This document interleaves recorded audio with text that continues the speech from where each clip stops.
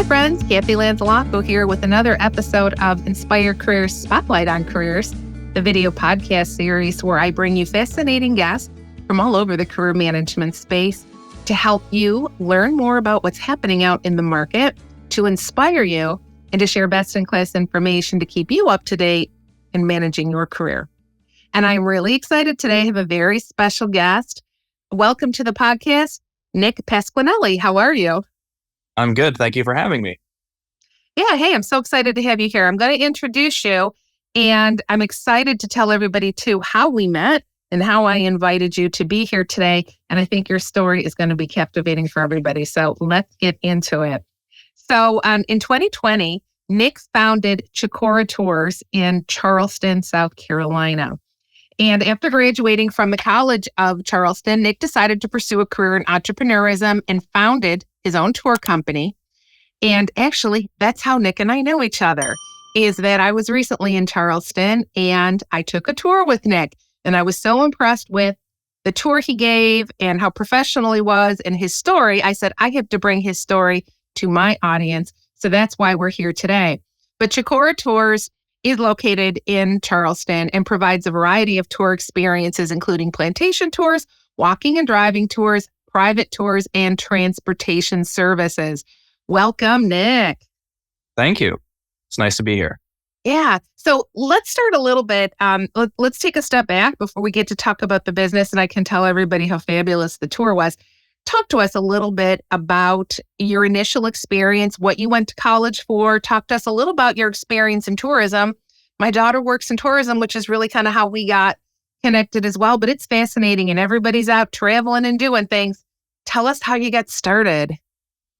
Absolutely. So I'm originally from the Washington, D.C. area, and I've been in Charleston for nearly a decade. So beginning with my journey in this city, I went to College of Charleston and actually ended up studying something very different from, tourism. So I studied something called arts management, which was a mixture of arts and business. And, I've always wanted to work for myself and be an entrepreneur. I come from a family of entrepreneurs, and I didn't quite know what that would look like, but I always knew I wanted to work for myself. And during my last year of College of Charleston, I ended up getting a job as a ghost tour guide and loved it. I, have an acting background, and I just felt like that really intermingled with each other. And I was like, this is it. This is what I want to do. And, Charleston's always meant a lot to me. I think it's a great city. It's got a lot to offer, and worked for a variety of companies over the years. And yeah, back in 2020, decided to go off on my own. Well, but let's talk about that because 2020 was a weird time. Hello. Let's talk about COVID, right? So how did that, or what were you doing at the time? Tell us that. What were you doing in 2020? And did the pandemic have anything to do with you deciding to strike out on your own? So I initially started the company officially in January of 2020. So right before. Yeah, we had some brief knowledge on COVID. It was only really known about over in China and whatnot. We didn't really have any cases in the US as far as I remember. But I mean, within a couple of weeks, the world shut down, right? So I was working for a couple of other companies at the time, and they ended up ceasing operations for a couple of weeks as well. So that kind of just gave me some time to really think about, what it is I really want to do in my own sense. And I think that as horrible as that time was and hard on everyone, I think it really helped me kind of mold what I've made today and get me to where I, wanted to be. Well, I do remember that tourism took a huge, huge hit during COVID because people couldn't travel. As you said, the world shut down. Airlines and hotels, everybody was losing money all over the place. The good news is things have rebounded, which is wonderful because people love to travel, right? Certainly. I mean, that was one of the most detrimental years in the Charleston tourism industry. But like you just said, 2022 and 21 were some of the busiest years the industry has ever seen. And I mean, it's been going on for several years. So, things have rebounded and people are certainly coming here. So let's talk a little bit about that because Charleston is beautiful. That was my first trip when I met you in March, I think it was. right? And it was spectacular for anybody that hasn't been there, or if you have been there, you know just how amazing it was. So you mentioned before that it's really special to you. Can you talk to us a little bit about what you love so much about it? Absolutely. So there isn't just one thing. I can't just put my finger on one thing and say, this is it, right? So Charleston is genuinely one of the most unique cities in the world. And I've been fortunate enough to have traveled the world and seen lots of places and countries. And there really is no place like Charleston. It's a mixture of the old world and the new. It's incredibly well preserved. It's very historic. I mean, I learn about things all the time, after studying the city for many years. And it also just has a lot to offer for everybody, whether you're a history fanatic or a lover of architecture.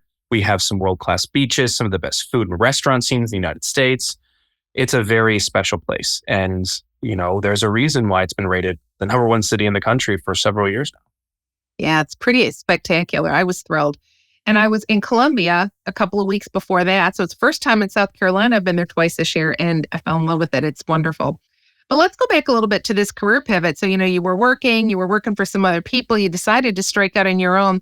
For everybody else that feels like they have that itch inside of them to be their own boss and to do their own thing, what piece of advice would you give them? Like, what have you learned now from doing it that you might say, listen, if you're listening to me and I love being my own business owner, but here's some things you need to think about. What would you share with people? So in that sense, I would say go for it. I think life is too short to not go after your dreams, as crazy as they might seem. Nothing is out of reach. However, I think, and you can probably relate, especially in the world we live in now, a lot of people are encouraged to become an entrepreneur. And I think that's a great thing. However, I think it's also, in a sense, romanticized because you only see the guys and the girls with, the Lamborghinis and the mansions, and, they don't see the hours of work and effort and energy and everything that goes into making that happen. So I would recommend to people wanting to be an entrepreneur, have a plan, put yourself in a place where you can cover your expenses and your bills while you're building your business and have a good support network. I mean, I can't emphasize that enough. You need to have people in your corner, whether it's family members or friends or mentors, and just do all you can to put yourself and have a good foundation. But at the same time, take risks because you have to take risks in this world. And that's all part of being an entrepreneur. It's unlike any other career path. There's not exactly a straight and narrow way of doing things. Make it happen. That's my advice when it comes to that. Well, it's funny you talk about that, about the romanticized version of being an entrepreneur, when really the sludge of it, and as someone who started their own business, I get it completely. The joke in my house, Nick, is that start your own business, they said. It would be fun, they said. You can work your own hours, they said. Yeah, well, I work feels like I work 24 hours a day, right? So there's a lot of great things about it, but there's a lot of things about it that people just don't understand. And it's changed my lifestyle in a lot of ways, good and bad. And I'm sure you've experienced the same thing. Absolutely. I think that people need to understand that it's not ever going to be the same thing as a traditional 9-to-5. You always have to be on call. You always have to be willing to respond to problems. I mean, for example, unfortunately, my grandfather passed last month and I had to go out of town for the funeral. And I, at the funeral, had to take a call about some guests that went on the wrong tour, out of their own, frankly, ignorance. It's a long story, but just yelling at me, demanding a refund as I'm, burying my grandfather. I mean, you're never not on with this sort of thing. But I also think once you get to a certain point, it can become more manageable. Those first 3 to 5 years, you're putting in a lot of effort and time. But I think if it's something you're passionate about, and some people might say that's a cliche, I don't think it is. I think that's very important to be passionate about what you do because it won't feel as much like work, especially when you're in the actual act of doing it. For example, giving a tour, I enjoy it. I mean, I genuinely just love showing people like yourself and others Charleston. So if you can find that and you can make a business around that, then I say by all means, go for it. Well, just a little bit about how I met Nick. So my daughter is in the tourism industry, and she got sent down to Charleston and actually Savannah, Georgia, too, to scope out some tours, looking at some places for her business, the business she works for, to expand their tours down there. And she had scheduled time with Nick. Nick came to pick us up at the hotel in a lovely car and took us around the town. And I will tell you, it was fabulous because he had such a great knowledge of the Charleston area. And for folks like us who had never been there before, it was an eye opener. But I will just tell you, and we didn't discuss this before, Nick, but I'll tell you, one of the best things about the tour was just how gracious he was. We asked to stop repeatedly. Stop, let me out. We wanted to get out and take pictures and do stuff. And that's the beauty of when you have private tours, you can do that kind of thing. And it was really memorable. And so my daughter and I really enjoyed it. We got some shots that you cannot get, pictures that you can't get necessarily on a massive tour or by yourself because you don't really know where you're going. What was there was the university, was it University of Charleston or Charleston? Charleston, the campus. Yeah. Yeah. Oh my gosh. Those were some of the best pictures I got from the whole thing. But even on the water and looking at Fort Sumter, and it was just incredible. But you did that. I mean, you really made the trip for us. And I say this every time I'm on any trip, whether I'm in New York City, whether I'm in Europe, whether I'm in Charleston, it always really depends on the tour guide that you have that makes or breaks the trip, don't you think? I agree with you. For the experience? Absolutely. And I think that's something that we pride ourselves on as being a more independent, smaller operator. We love to give people the experiences and the ability to do the things like you just said, ask questions, get out frequently if they'd like. I mean, you can't do those sorts of things in Charleston on like a bigger bus group tour, or, even a bigger walking tour with, 20 people. So, and that, I think that makes the difference. When you have a guide that's personable and isn't just giving you cold, hard information, it's all about making a connection and really putting it all together. So that's a great point right there, for sure. Yeah, folks, you hear me talking all the time. Last episode that I dropped, I had a professional communications expert. She worked in the career space, and we talked about storytelling, and we talk about it all the time. Storytelling today is absolutely everything. It's the way that you engage people, how people care about the information that you're sharing, how people get to know you. And that's exactly what you did, with us, being able to put things in the story format and really make us feel that we were involved in that. And it just takes it to a whole different personal level. And kind of the same thing with you sharing your story with us. People are, always curious about entrepreneurism, young people starting businesses. Do you dare? What happens? Did you have a plan B, by the way? Like when you started your company, did you have a plan B in case it didn't work out? Not especially. I mean, in my opinion, you got to go all out on your plan A in life because that's the mindset you have to have. And, I mean, the way I look at it is if it didn't work out or something, there's always jobs out there, right? But I think personally for me, this is the kind of work environment that's suitable to my personality. I can't really say, and there's nothing wrong with having like a traditional, like 9-to-5 job or anything. I'm not saying that's a wrong path, but I just think for me personally, that wasn't for me. I love talking to people. I love showing people the city. And I've worked several jobs where I didn't have that communicative aspect of dealing with people. And I really wasn't happy. So no, I didn't really think about a plan B all too much. Yeah. I think it goes back to that, the word, and I won't get it right, but the word decision, right? To decide. And I can't remember, I probably should, but it means something about actually breaking away, right? So that once you made a decision, you just don't look back, right? And you kind of figure you have to throw yourself into it. And it doesn't always happen that way, but that's kind of how how you think about that. But so Chicora Tours, what does Chicora mean? So Chicora is a Native American term. It means land of the healing breezes. And this was basically came from the 1500s when the Spanish came to what is now South Carolina. And they encountered this Native American man, and his baptismal name was Francisco de Chicora. And he ended up going back to Spain and explaining to the royalty about this basically like mystical land called Chicora, which is now what we know as present day South Carolina, that was full of abundance and resources, and it was a sacred place for the Native Americans. And the reason why I personally picked this to be the company name was prior to coming to Charleston, I was in a very low, dark place in my life. And coming here to Charleston specifically was a very important, almost like healing process for myself. So it really resonated with me. And I thought that would be, something that would be a good idea for the company name. I love that. I love that. That's fantastic. I would say the other thing when you talk about Native American words and culture, I think the other thing that I noticed too on your tour is really the respect for the land, the respect for the heritage, understanding and be able to interpret some of the heritage down there that is not pretty, right? Understanding that there was a dark period too. And you really handled it beautifully and were able to explain it to us. Because I'm a Northerner, everybody knows here, I'm from Buffalo, New York, right? So you want to talk snow, you want to talk chicken wings, I'm your gal.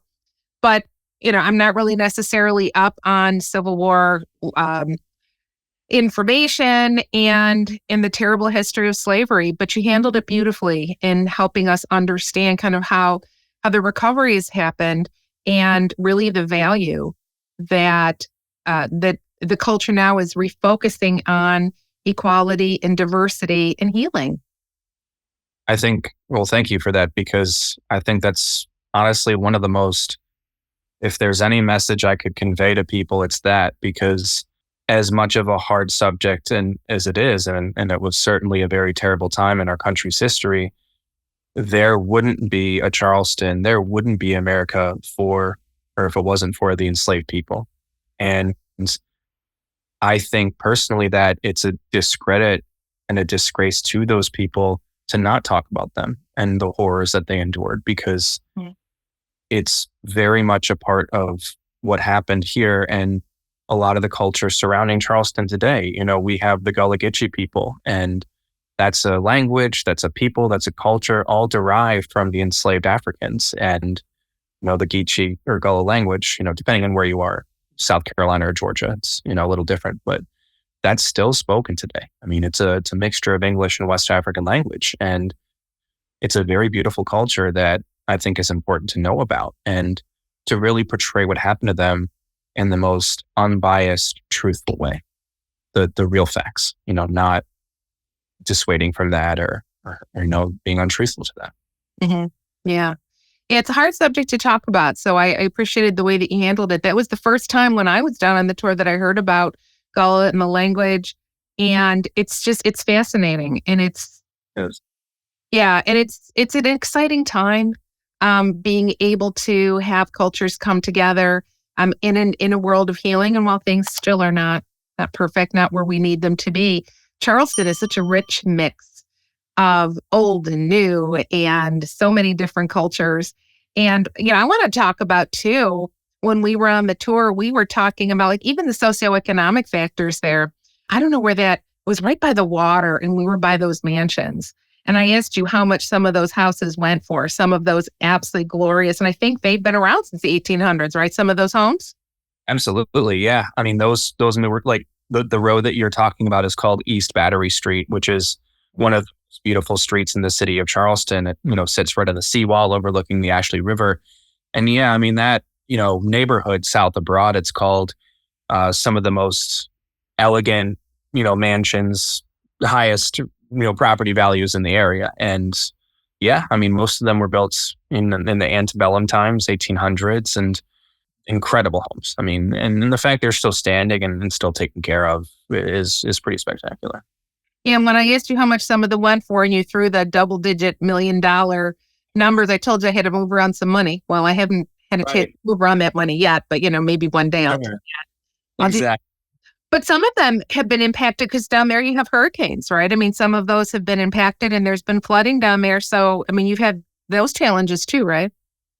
Absolutely. So, South Carolina has had hundreds of hurricanes, especially Charleston during its time. And by far, the worst one that the city ever endured was on September 21st, 1989, Hurricane Hugo. And that was horribly destructive. I mean, a lot of those houses down there in that neighborhood and on that street were severely damaged. And, this resulted in people having to sell them off for a significantly less amount of money than their actual values, due to all the damage. But flooding as well. I mean, a couple months ago, we had some of the most flooding in 35 years. And that was not even from a hurricane. That was just a, couple day long rain shower. So flooding is, it is definitely part of the low country of South Carolina for sure. Yeah, well, global warming hits everybody, right? I mean, and I think we're all experiencing that. Here in Buffalo, plays out in 7 feet worth of snow on any, given day. Can't dig any paths, it's a whole different problem. But let me ask you this, for anybody that is interested or has been to Charleston, what's your favorite restaurant? Like if I was to go back in the car with you and I'd say, where should I go today to eat? Name like 2 or 3 of your favorite restaurants. Sure. So if I'm going to stick with something a bit more, casual, low key and whatnot, I love this restaurant called Leon's. It's on Upper King Street and they have some of the best fried chicken in Charleston, really good locally sourced oysters and shrimp. And that's definitely something I think is important to note too. I tend to try to recommend people not only like the authentic, like low country kinds of food, but locally sourced because, and I'm not going to name any names, but there are some restaurants in downtown, some really popular ones as well that, don't necessarily do that. So, and that's why people want to come here, right? They want the local shrimp, want the oysters, tons of different fish options. But yeah, it's a great overall casual restaurant. And it's also not just like a touristy place. A lot of locals like to go there. It's an all-time favorite of mine. If you wanted something a bit, more upscale, I would highly recommend a restaurant called Circa 1886. And, it's certainly more fine dining oriented, but it is a beautiful restaurant that is right behind this historic mansion, now hotel, called the Wentworth Mansion. And it's the former carriage house of the property has been converted into this really nice restaurant. It's actually considered to be one of the most romantic restaurants in the country. And the food is excellent. The atmosphere is spectacular. That is definitely worth going to. And then I would say lastly, you can't go wrong with Magnolia's. They've been around for over 30 years. They were one of the first restaurants, opened up after the destruction of Hugo and really helped put Charleston on a, good path with the restaurant scene and tourism. So, but hey, I mean, there's no shortage of good restaurants in this town. That's for sure. No, there is not. And I will tell you that my daughter and I tried many of them while we were there. Unfortunately, we weren't there long enough. I can't wait to come back because every time you turned around, there was something new we wanted to see, some other trip we wanted to take, something else we wanted to do. So, Nick, if I was going to come down for another day or somebody listening this was going to come down, what would be the must-dos like for 24 hours in Charleston? What would you say?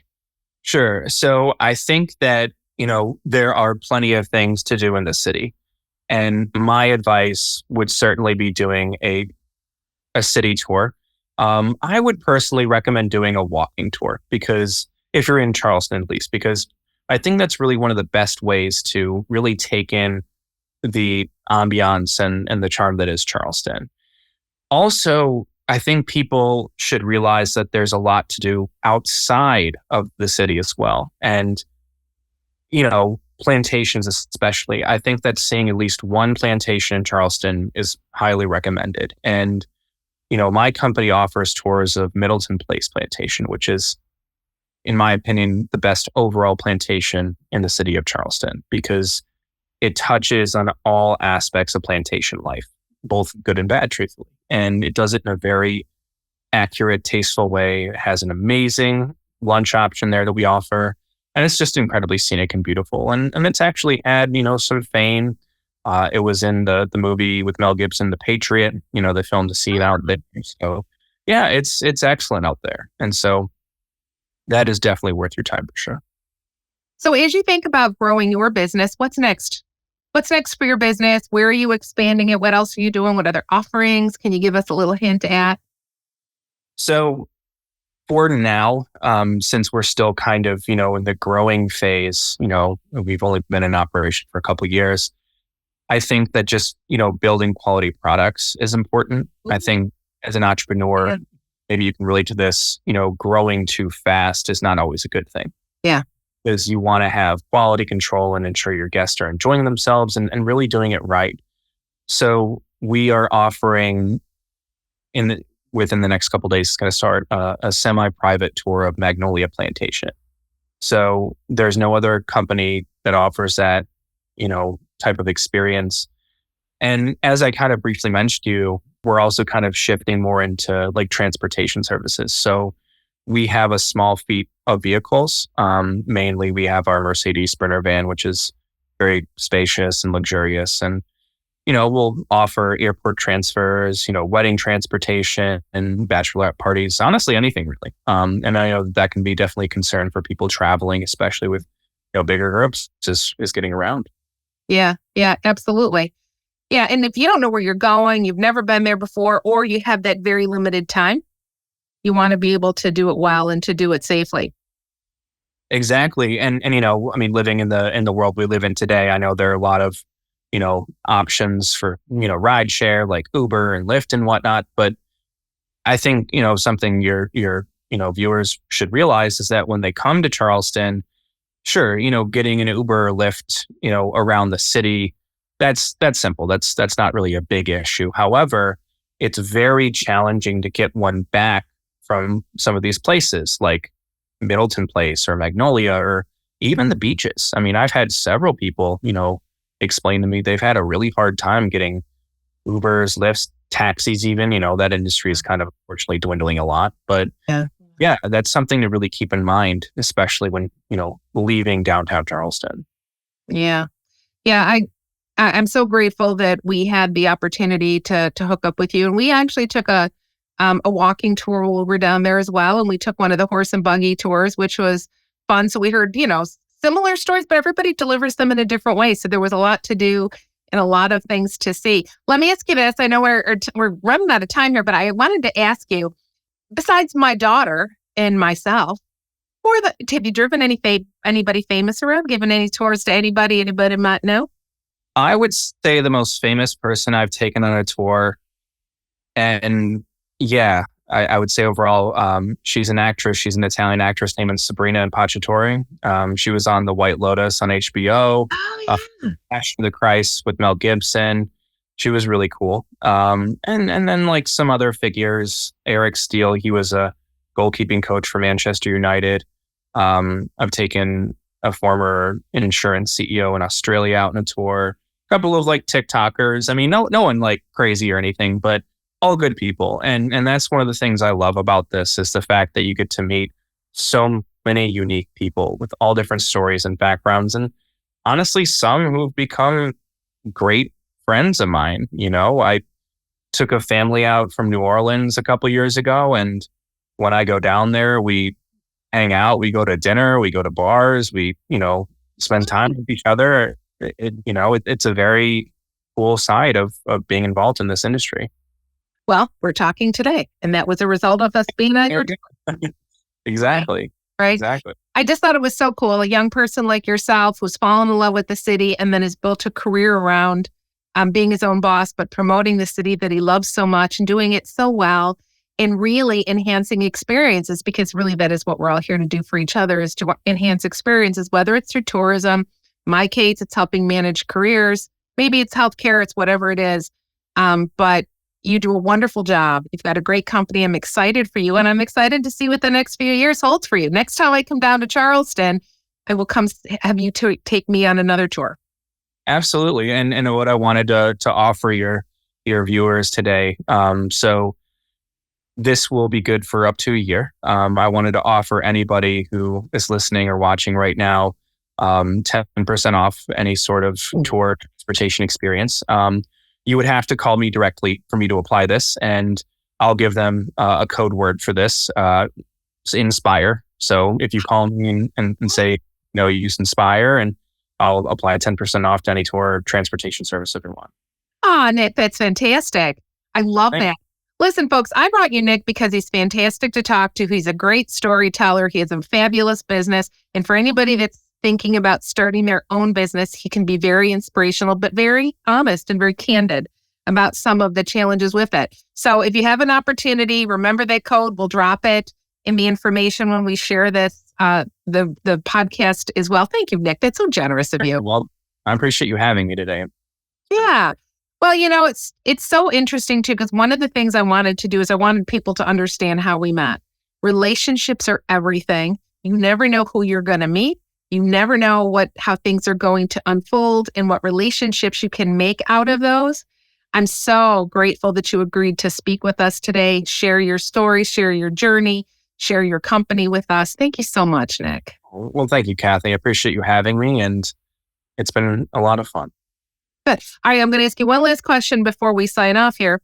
If somebody was coming down to Charleston, and again, if this is a compact kind of tour, or a compact kind of visit, what might be the one thing that you recommend they do, the one place that they see, or the one place that out of all the tours that you do, maybe the one thing that they should take?